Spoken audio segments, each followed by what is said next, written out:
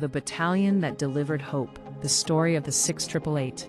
In the middle of World War II, while bombs fell across Europe, a mountain of undelivered mail sat rotting in warehouses. Millions of letters that never reached the soldiers who desperately needed them.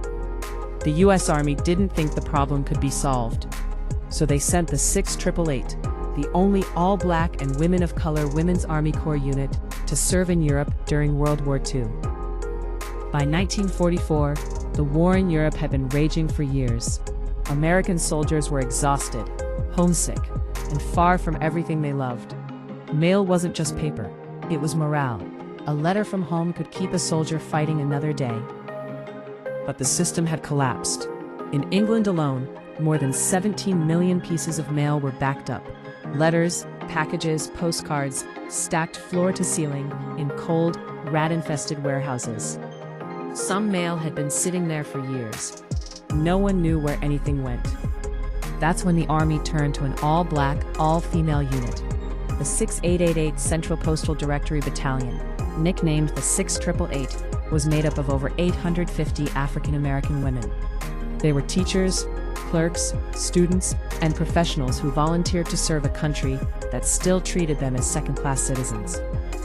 They faced double discrimination: racism because they were black, sexism because they were women. Many people, including Army leadership, assumed they would fail. They didn't. When the 6888 arrived in Birmingham, England, in 1945, they were shown the warehouses. Dark, freezing, infested with rats, mail stacked so high it felt endless. The Army estimated it would take 6 months to clear the backlog. The women of the 6888 looked at the challenge and said, "We'll do it in 3 PA. Their unofficial motto became, "No mail, low morale." There were no computers, no databases, no tracking systems, so they created their own.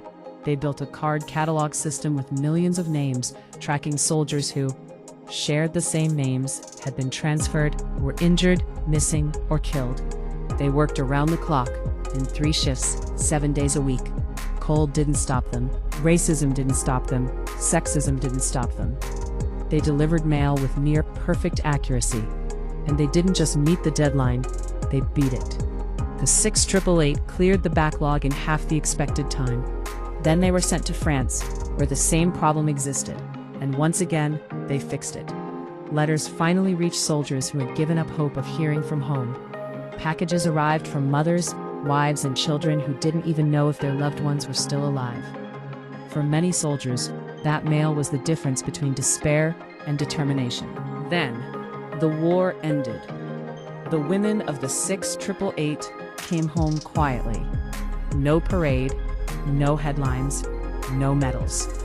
Their story faded into history, overlooked for decades, just like so many black contributions to America's wars. It wasn't until 2022, more than 75 years later, that the 6888 Central Postal Directory Battalion was finally awarded the Congressional Gold Medal.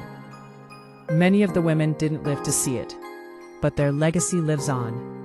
They didn't carry rifles, they carried hope. They didn't fight on the front lines, they fought despair one letter at a time. The next time you think a letter doesn't matter, remember the 6888, because sometimes the most powerful weapon in a war is knowing someone back home still believes in you. If this story moved you, like, subscribe, and share it, because history only stays hidden when we let it.